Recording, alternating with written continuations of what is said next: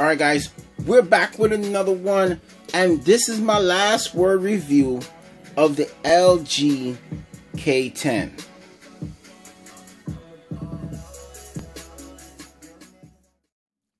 And this is the LG K10.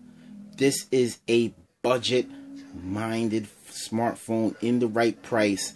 This is a 5.3-inch 720p display that at first glance I thought it was 1080p. The screen looks that good.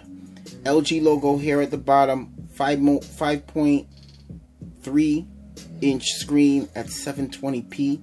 You have a 5 megapixel camera in the back, 2 gigs of RAM, 16 gigs of storage, and you have expanded storage as well, and you can also take out the battery.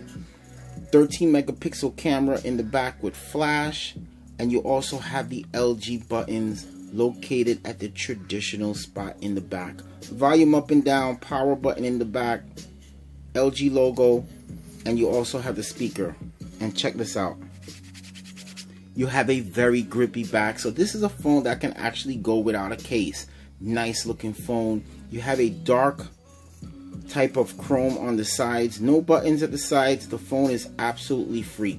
You have your headphone jack. You have micro USB, a little mic there at the bottom. This phone does everything right. Now, if you're looking at an LG phone for the first time and you're not used to the buttons in the back, trust me, when you hold this in the hand and you automatically have your hand on these buttons by default. So the button placement by LG is definitely on point. If you want to mount your phone on a selfie stick, like for me, I mount my phones in the car, you don't have to worry about accidentally pressing the button with the mount because the buttons are in the back. That's awesome. Now, 5.3 inch, you might think 5.3 inch is probably reaching phablet territory, since LG got these small bezels. The bezels are not huge at all. The phone fits like a regular phone. The phone just fits in your hand. Yes, you have a lot of screen real estate. 5.3 inch is reaching that phablet territory. But trust me, you're getting a phone right here.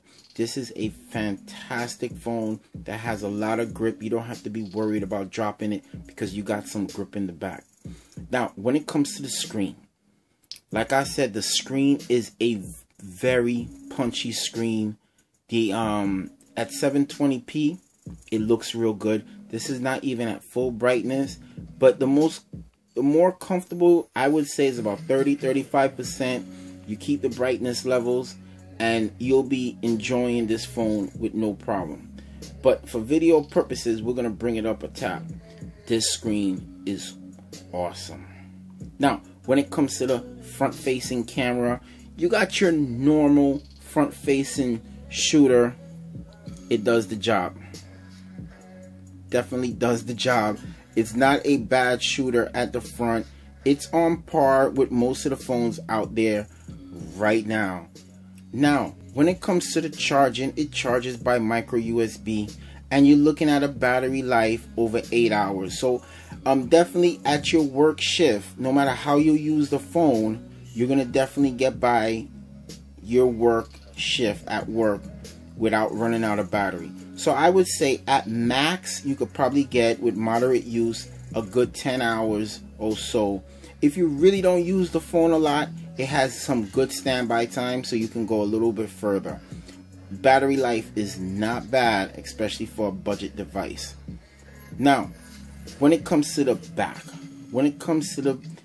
back's camera at 13 megapixel, I would honestly say the shots are not bad at all. And I'm going to give you guys some examples of those shots.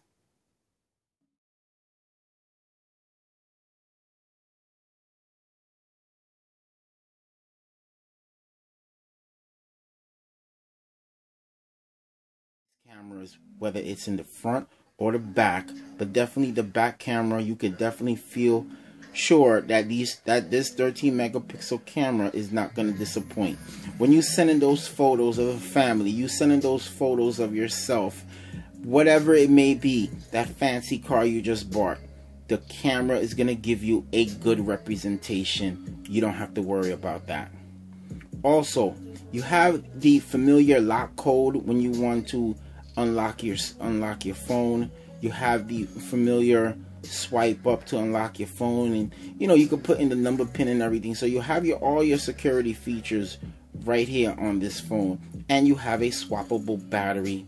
And you may need an extra battery if you're a really heavy user and you want to use this phone. Now, when it comes to the speaker of the LG K10, you're getting a mono speaker on the back, and may I say, it doesn't sound bad at all.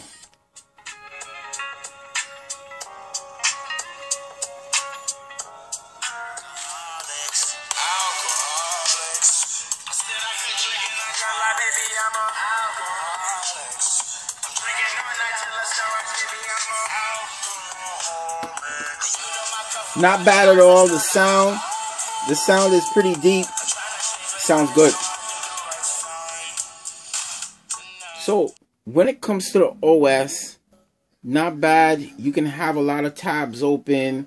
Not a problem. You can have a lot of tabs. You can have a lot of apps open, and when you're going through, you're scrolling through your social networks, you're not gonna have any issues. Except for me, I have some internet issues. But other than that, you could just scroll, and the RAM, the 2 gigs of RAM can definitely keep up. The processor, I don't have any problem with the MediaTek processor. What I have a problem with is internet. But other than that, you can hang with this device. This device can hang with you. What you can put it through. It's a light LG skin over Android. Is not that heavy. Not bad at all. Just got to get used to the different settings. But other than that, it's not a bad phone at all. For $200, the LG K10 is a well capable phone. A phone you can survive with for a couple of years. So the battery is on point. It can last you a whole shift at work. It's not terrible. They're flagship phones that have the same amount of battery life as this. So when I'm talking about heavy usage, you can go through a whole shift at work. You should. If you're just watching videos, then you might have an issue. But other than that, battery life not bad. You can swap out the battery. The storage, 16 gigs plus microSD card. That's okay. The camera, it's a 13 megapixel camera. It's a pretty good camera. The front facing camera is up to par with other phones. Charging by micro USB. You heard the speaker. It's not a bad phone at all. So pretty much with that, guys, that's the end of that. This is my last word review of the LG K10. It's a phone that's definitely worth it. So with that, we'll see you in the next one.